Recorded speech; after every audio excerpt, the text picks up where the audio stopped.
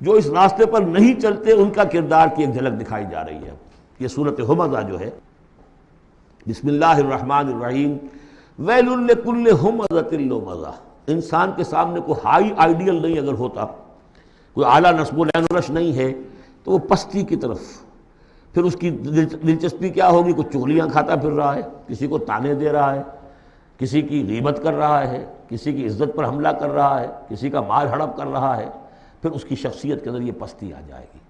وہی جس پستی کو دیکھ کر ایک حساس انسان مایوس ہو جاتا ہے کہ انسان میں خیر کوئی ہے ہی نہیں، یہ تو گویا کہ گندگی کی ایک پوٹ ہے۔ کسی سے پوچھ لیجئے، کوئی کہے گا سیکس، اور سیکس اتنا کہ باپ اگر بیٹی کو محبت بھری نگاہ سے دیکھ رہا ہے تو وہ بھی سیکس ہے، ماں اگر بیٹے کے جسم پر کوئی شفقت سے ہاتھ پھیرے تو وہ بھی سیکس ہے، یہاں تک پہنچا۔ تو یہ کہ انسان کے اندر کوئی اعلیٰ جذبہ، کوئی اعلیٰ فکر ہے ہی نہیں، کسی کوئی بتایا ہمیں؟ انسان تو میرا حیوان ہے، گندگی کی پوٹ ہے۔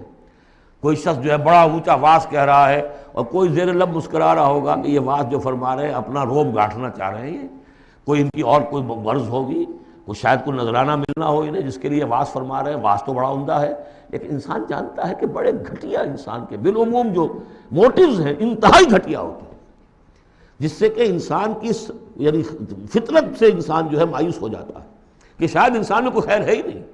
اسی لیے وہ 4 قسمیں کھائیں تھیں، والتین والزیتون وطور سینین وہذا البلد الامین لقد خلقنا الانسان فی احسن تقویم۔ کیا محمد انسان نہیں تھے؟ کیا موسیٰ انسان نہیں تھے؟ کیا عیسیٰ انسان نہیں تھے؟ کیا نوح انسان نہیں تھے؟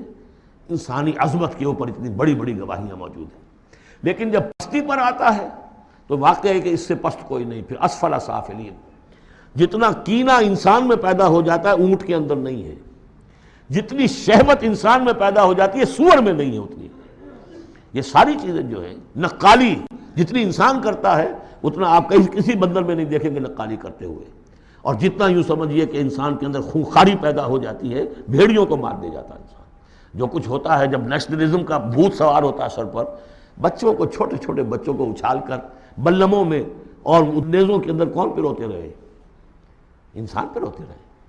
سن 47 میں پروئے گئے کہ نہیں؟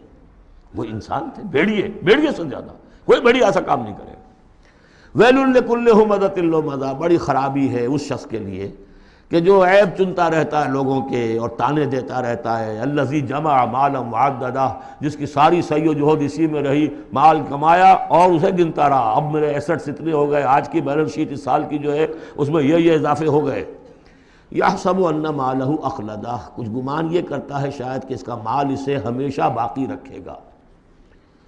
ظاہر بات ہے آدمی جانتا ہے مجھے مرنا ہے، لیکن اسی مال کو صرف کر کے وہ کوئی ایسے نشانات دنیا میں چھوڑ کے جانا چاہتا ہے کہ جس سے اس کا نام زندہ رہے۔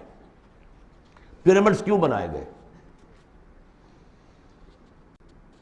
calm and self-possessed, still and resolute. The pyramids، یہ اہرام مصر اتنے اونچے اونچے، ہزارہا انسان اس پہ لگے رہے ہوں گے تب یہ بنے ہوں گے، کتنی بڑی بڑی چٹانیں، کتنے لوگ ان کے نیچے دب کر مرے ہوں گے۔ Pyramids echo unto eternity, the defiant cry of man's will to survive and conquer the storms of time۔ تو مال سے انسان نے اپنے نام کو زندہ رکھنے کی کوشش کی ہے۔ کلا، ہرگز نہیں، لَيُنبَذَنَّ فِي الْحُطَمَةِ، یہ جھونک دیا جائے گا حطمہ میں۔ وَمَا أَدْرَاكَ مَا الْحُطَمَةُ، تم جانتے ہو کہ وہ کیا ہے؟ حطمہ کیا ہے؟ نار اللہ الموقدہ، وہ آگ ہے سلگائی ہوئی، التی تطلع علی الافئدہ، جو دلوں کے اوپر بھڑکے گی۔ اب یہ آگ کون سی ہوگی؟